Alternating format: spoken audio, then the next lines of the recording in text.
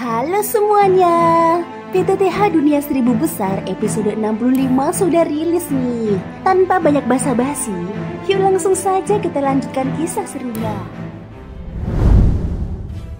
Di episode sebelumnya, Xiaoyan, Mu Feng, dan Yuru berhasil menembus tingkat ketiga hutan mayat, wilayah paling berbahaya yang dipenuhi ki kematian dan makhluk kuat. Di tengah perjalanan, mereka berpisah. Dan Xiaoyan tanpa sengaja bertemu sosok misterius bernama Xiao Yu yang mampu menembus ruang dan menyimpan kekuatan luar biasa. Sementara itu, pihak lain seperti Qiu Huaniao dan Luo Guang mulai bergerak, menyadari keberadaan Xiaoyan dan bersiap untuk konfrontasi.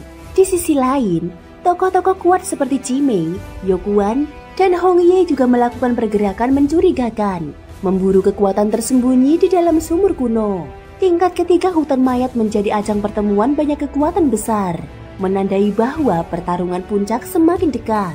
Pada saat ini, di dalam sebuah gua sunyi yang dipenuhi oleh energi kaisar yang begitu kental, hanya terdapat dua sosok, Xiaoyan dan sosok berjubah perak yang dikenal sebagai Xiao Yu. Xiaoyan mengikuti Xiao Yu menuju tempat ini melalui celah ruang, karena sebelumnya ia menerima transmisi pesan dari Long Yi melalui penguasa api kuno di punggungnya. Maka, tanpa keraguan, ia pun ikut masuk ke dalam ruang ini. Setelah mengamati sejenak, Xiaoyan tersenyum tipis. Perkataanmu benar, meskipun aku merasakan beberapa keanehan pada dirimu, namun karena kita berada di tempat ini bersama, maka kita adalah teman. Begitu kata-katanya selesai, ia merasakan bahwa Xiao Yu tidak menunjukkan respon mencurigakan. Maka, Xiaoyan pun mulai mengedarkan mantra api untuk mencoba menyerap energi kaisar di tempat ini. Seolah menjadi pusaran tak berdasar, energi kaisar mengalir tanpa henti di dalam tubuhnya, memberikan rasa nyaman dan kesegaran yang sulit diungkapkan dengan kata-kata. Melihat pemandangan tersebut, ekspresi Xiao Yu sedikit berubah. Tatapannya penuh dengan pemikiran mendalam. Dia bertanya-tanya dalam hati, teknik apa yang sedang digunakan Xiaoyan ini? Dia belum pernah melihat bahkan belum pernah mendengarnya sebelumnya. Namun meskipun menyadari hal yang tidak biasa, Xiao Yu tampak tidak terlalu mempermasalahkannya. Dia hanya tersenyum tipis. Silahkan serah perlahan. Setelah selesai, kita baru lanjutkan pembicaraan. Aku akan berjaga untukmu selama waktu ini. Mendengar hal tersebut, Xiaoyan merasa tenang dan terus menyerap energi kaisar di dalam gua ini. Dia teringat pada perkataan Long Yi, bahwa Xiao Yu kemungkinan adalah makhluk terkuat di dalam hutan mayat, sang serigala surgawi bulan perak. Sesuai rumor, serigala surgawi bulan perak dikenal bersahabat dan telah menstabilkan keadaan hutan mayat di bawah kekuasaannya. Konon, dia tinggal di lapisan ketiga hutan yang sangat sulit dijangkau. Siapapun yang pernah menemuinya biasanya akan memperoleh manfaat besar, walau tidak ada yang bisa memastikan kebenaran kisah itu. Api dari berbagai warna terus berkilau di tubuh Xiaoyan, menyatu dengan lembutnya kekuatan kaisar yang ada di tempat ini. Setelah sebelumnya ia menyerap kekuatan api di dasar gunung berapi saat menaklukkan jiwa naga, tubuhnya kini menjadi sangat sensitif terhadap kekuatan seperti ini. Maka, ketika bertemu energi kaisar yang begitu tenang dan bersahabat, tubuhnya pun menyambutnya dengan penuh semangat. Keduanya saling menyeimbangkan dan memperluas lautan doki di dalam tubuhnya, sehingga teknik mantra api terus menyerap secara otomatis. Waktu berlalu perlahan, Xiaoyan tidak berhenti menyerap kekuatan kaisar hingga energi di dalam gua ini menjadi semakin menipis. Setelah itu, barulah ia perlahan membuka mata dan menghentikan kultivasinya. Dia tersenyum sambil mengatakan, energi kaisar di tempat ini benar-benar sangat membantu. Berdasarkan perhitungannya, Xiaoyan yang baru saja menembus tahap Dodi bintang 4, kini telah berhasil menstabilkan kekuatannya di tahap awal Dodi bintang 4. Berkat energi hangat yang begitu melimpah, dia menoleh pada Xiao Yu seraya mengatakan, tidak mengherankan jika kekuatanmu begitu dalam. Ternyata kau telah menetap di sini cukup lama. Xiao Yu membalas dengan senyum ramah. Aku telah hidup di sini selama ribuan tahun. Hal-hal tentang kultivasi sudah tidak lagi kupikirkan terlalu dalam. Lahir, tumbuh, sakit dan mati adalah hal lumrah bagi manusia. Jalan kultivasi itu panjang, tetapi 100 tahun umur panjang pun hanya sekejap dalam keabadian. Xiaoyan sedikit mengangguk, kemudian bertanya dengan rasa penasaran. Kau mengatakan tempat ini adalah bagian terkuat dari hutan mayat dalam hal kekuatan kaisar. Sebenarnya, tempat macam apa ini? Xiao Yu tersenyum samar. Jangan terburu-buru, aku akan memberitahumu nanti.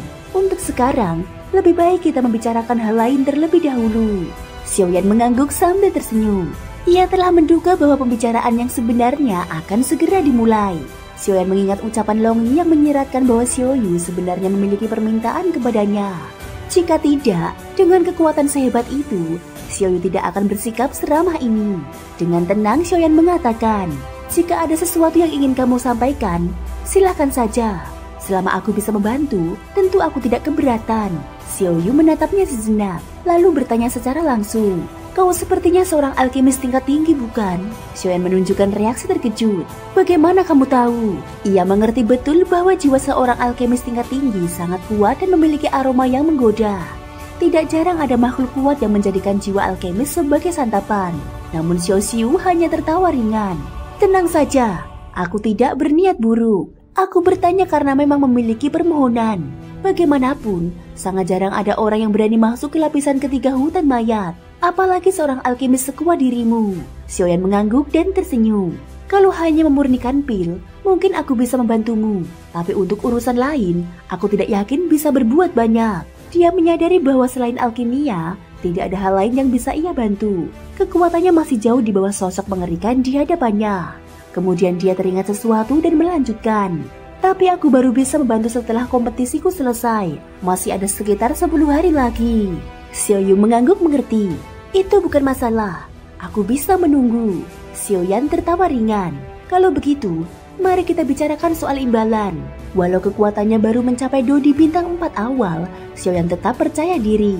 Dia adalah alkemis tingkat 1 Ranah Kaisar, dan daya tawar seorang alkemis pada tingkat itu tidak bisa diremehkan. Xiaoyu tertawa kecil. "Kau memang perhitungan, bocah kecil.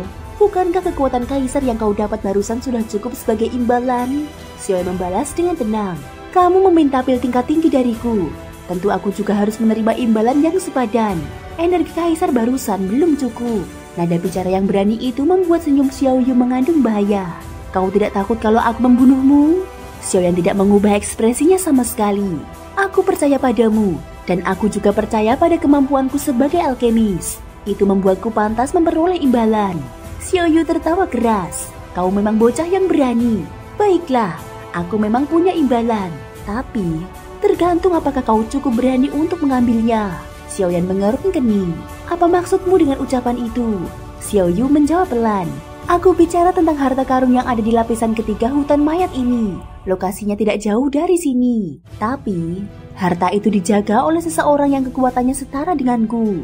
Pernyataan itu membuat mata Xiaoyan menyipit. Meskipun harta karun adalah sesuatu yang menggoda, tetapi jika dijaga oleh seseorang setara Xiaoyu, maka resikonya jelas sangat besar. Dia sadar bahwa kekuatan Xiaoyu tidak bisa diukur dengan mudah. Berdasarkan pengamatannya, setidaknya berada di tingkat Dodi bintang 6. Mengambil sesuatu dari tangan seorang Dodi bintang 6 jauh lebih sulit dari naik ke langit. Xiaoyan yang hanya seorang Dodi bintang 4 awal tentu sadar diri. Ia pun menggeleng sambil tersenyum kecut. "Kamu bercanda. Bagaimana mungkin aku berani mengambil harta seperti itu?" Namun Xiaoxiu menjawab dengan penuh keyakinan. "Pasti ada jalannya. Pertanyaannya hanya satu. Apakah kau menginginkan harta itu atau tidak?" Pernyataan Xiaoxiu barusan membuat mata Xiaoyan bersinar. Dalam benaknya, jika bahkan sosok sekuat itu mengatakan ada jalan, maka pasti memang ada cara yang bisa ditempuh. Xiaoyu mengangguk sambil tersenyum. "Caranya memang ada. Namun, semua tergantung pada keberanian dan kemampuanmu." Xiaoyan membalas dengan senyum penuh percaya diri. "Kalau begitu, tidak ada salahnya mencoba." Xiaoyu menoleh. Sorot matanya menjadi sedikit tajam. 10 hari lagi, hutan mayat akan memasuki masa bulan Yin. Pada saat itu, aura kematian akan mencapai puncaknya. Hari itu pula aku akan bertarung dengan orang itu. Dan itulah kesempatanmu. Dia berhenti sejenak, menatap ke arah Xiaoyan sebelum melanjutkan. "Tapi ingat baik-baik, aku harus memperingatkan lebih awal. Di sekitar harta karun itu kemungkinan besar terdapat makhluk lain sepertimu. Jika akhirnya kau gagal mendapatkannya, itu bukan tanggung jawabku." Xiaoyan termenung sejenak, kemudian mengangguk perlahan. Jarak menuju kompetisi perebutan poin masih 14 hari, dan waktu 10 hari masih memungkinkan. 10 hari ya, gumamnya pelan, sebelum akhirnya mengangguk kepada Xiaoyu. Xiaoyu tertawa ringan, matanya menyiratkan kepuasan. "Kalau begitu, kita sepakat. Soal pil yang kau janjikan, setelah pertandinganmu selesai, Aku sendiri yang akan mencarimu. Xiaoyan tersenyum. Semoga kerjasama kita berjalan dengan baik.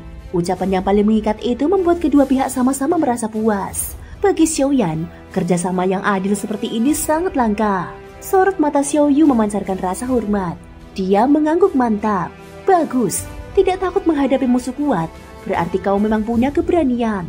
Tapi, setelah memilih jalan ini, kau harus siap menantang langit dan bumi. Xiaoyan lalu mengalihkan pembicaraan. Apakah kamu melihat dua temanku? Seorang pria dan seorang wanita. Xiaoyu tersenyum. Aku tentu melihat mereka, tapi tenang saja. Mereka masih dalam keadaan aman. Setelah kau kembali dari sini, kau akan bisa bertemu dengan mereka. Dia menambahkan sambil mengerutkan kening. Yang mengejutkan, dua orang itu satu adalah penerus garis keturunan tertentu, dan satunya menguasai seni yin yang bagua yang amat kuat. Tapi, dibanding mereka berdua, kau jauh lebih hebat. Xiaoyan merespon dengan sopan. Senior terlalu memuji. Kekuatan Xiaoyu memang tidak bisa ditebak. Ia hanya dengan melihat sekilas saja sudah bisa mengetahui begitu banyak informasi. Xiaoyan tidak bisa menyembunyikan kekagumannya. Namun Xiaoyu tetap melanjutkan. Kau tidak perlu terlalu merendah. Fakta bahwa kau berhasil sampai ke sini sudah membuktikan bahwa kekuatanmu berada di atas mereka. Dia lalu menjelaskan lebih lanjut. Untuk sampai ke tempat ini, hanya ada dua jalan. Satu melalui penghalang segel larangan, dan satu lagi adalah wilayah misterius yang dikenal sebagai misteri ruang. Jika aku tidak salah, kau pasti masuk melalui ruang misterius itu dan menerima petunjuk untuk sampai ke sini. Bukankah begitu? Xiaoyan tersenyum tipis. Dia tidak terkejut mendengar hal itu. Senior memang tahu segalanya. Aku bahkan tidak tahu harus berkata apa. Dia mengangguk pelan. Aku memang pernah masuk ke dalam ruang misterius itu. Dan dari sanalah aku menerima petunjuk untuk menuju ke sini. Jika boleh tahu, apakah senior tahu lebih banyak tentang tempat misterius itu? Bisakah senior menceritakan sedikit? Wajah Xiaoyu sedikit berubah. Lalu senyum tipis terukir di wajahnya. Tempat itu dan tempat ini, keduanya adalah wilayah paling misterius dari seluruh hutan mayat. Dia mulai menjelaskan dengan nada perlahan. Saat aku tiba di sini ribuan tahun yang lalu, ruang misterius itu sudah ada. Aku mencoba berbagai cara untuk masuk ke sana. Namun baru beberapa tahun belakangan, berkat kekuatanku, aku berhasil masuk. Di dalamnya, aku menemukan sekelompok kabut merah aneh. Setelah menyelidiki lebih dalam, itu adalah jiwa naga. Aku berniat menjinakkannya. Namun karena alasan tertentu, aku gagal. Tidak kusangka kau justru berhasil memasuki tempat itu dan membawa keluar sesuatu yang sangat berharga.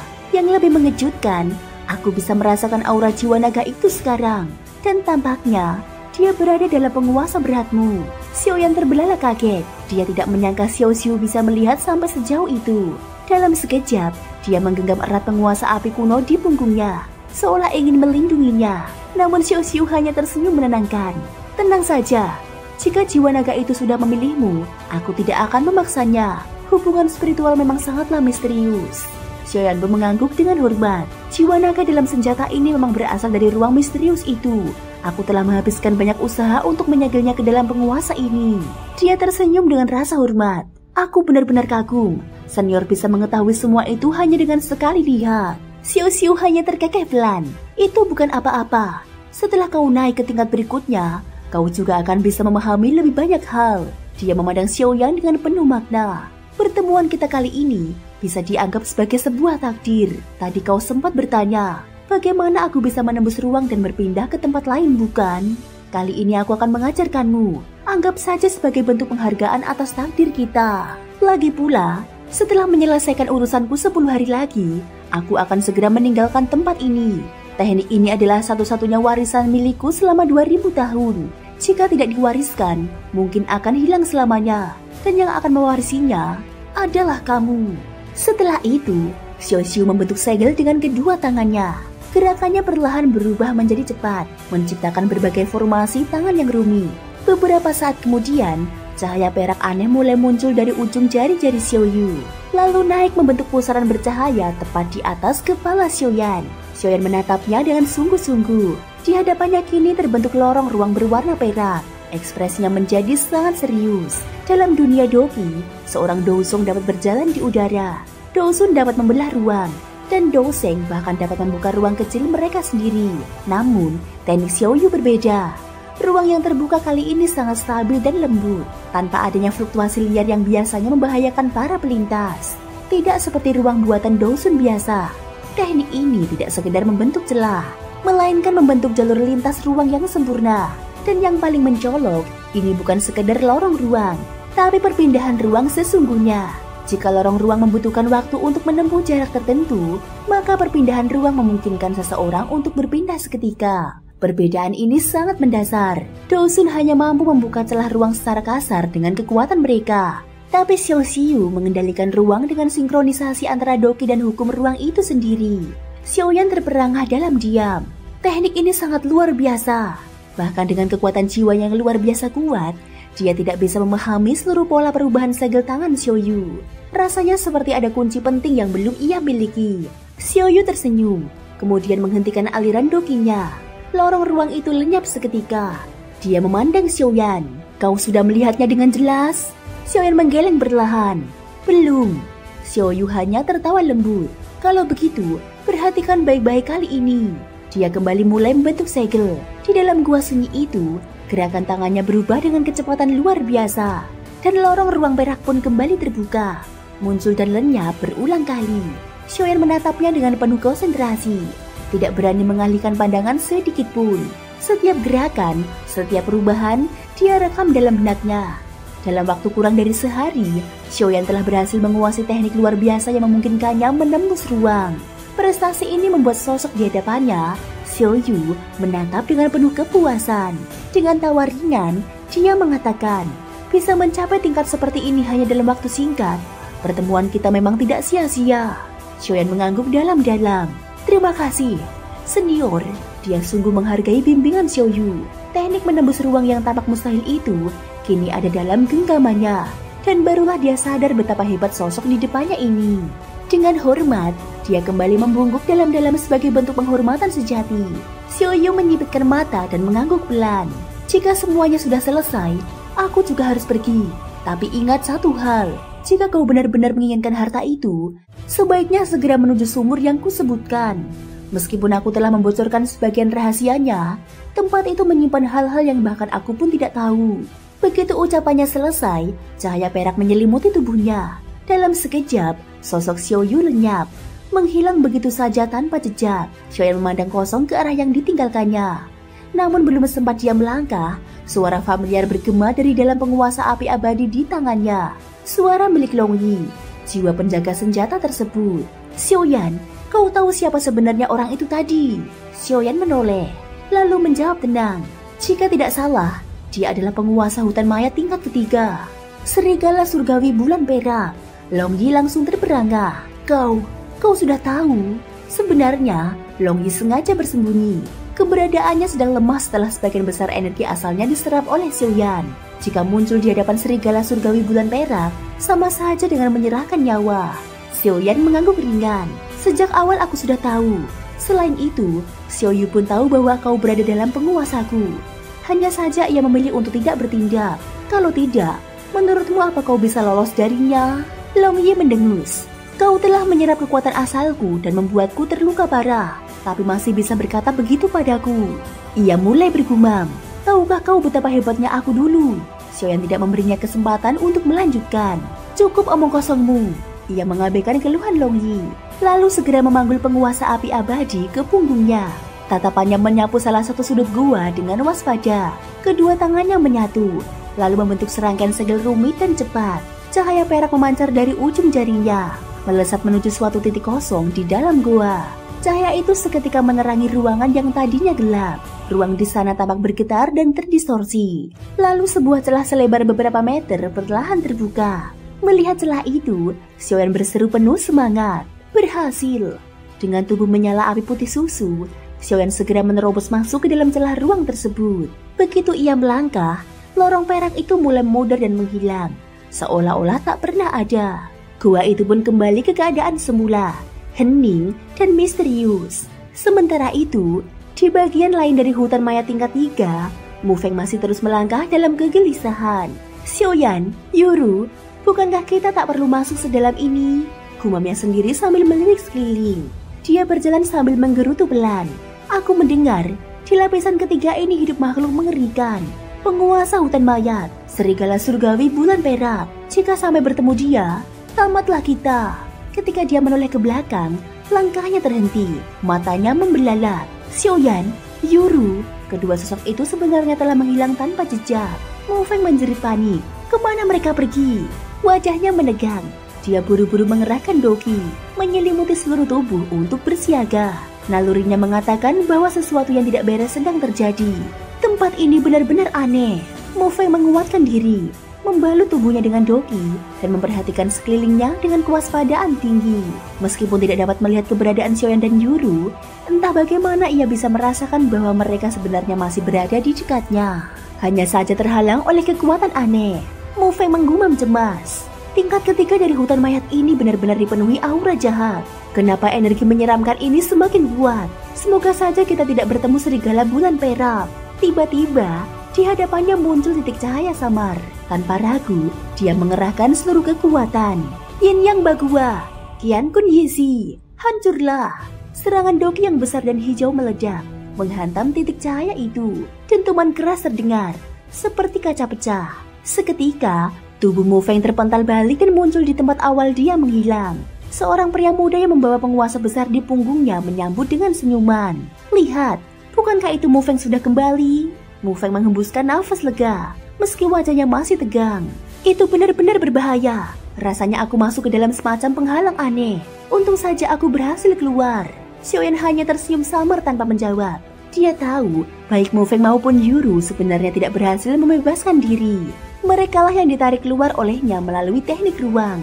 Penghalang itu buatan serigala surgawi bulan perak. Jika bukan karena Xiaoyan, mereka berdua mungkin tidak akan pernah kembali.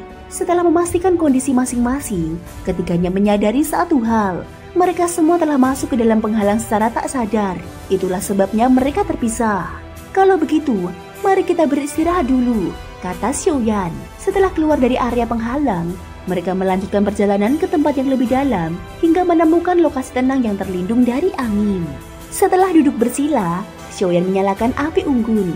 Mereka bertiga beristirahat sambil menenangkan diri. Beberapa saat kemudian, Mo Feng berkata, Xiaoyan, aku ingin bertanya, kalau tujuan kita hanya menghindari para peserta kuat yang merebut poin, bukankah kita tak perlu masuk sedalam ini? Tempat ini terasa menyeramkan. Xiaoyan menatap api unggun lalu berkata pelan, sebenarnya, aku juga tidak tahu pasti, tapi sejak awal ada suara yang memanggilku dari kedalaman tempat ini. Rasanya seperti ada sesuatu yang menungguku di sana. Dia menambahkan dengan nada serius. Salah satu tujuan utamaku dalam seleksi ini ada di tempat ini.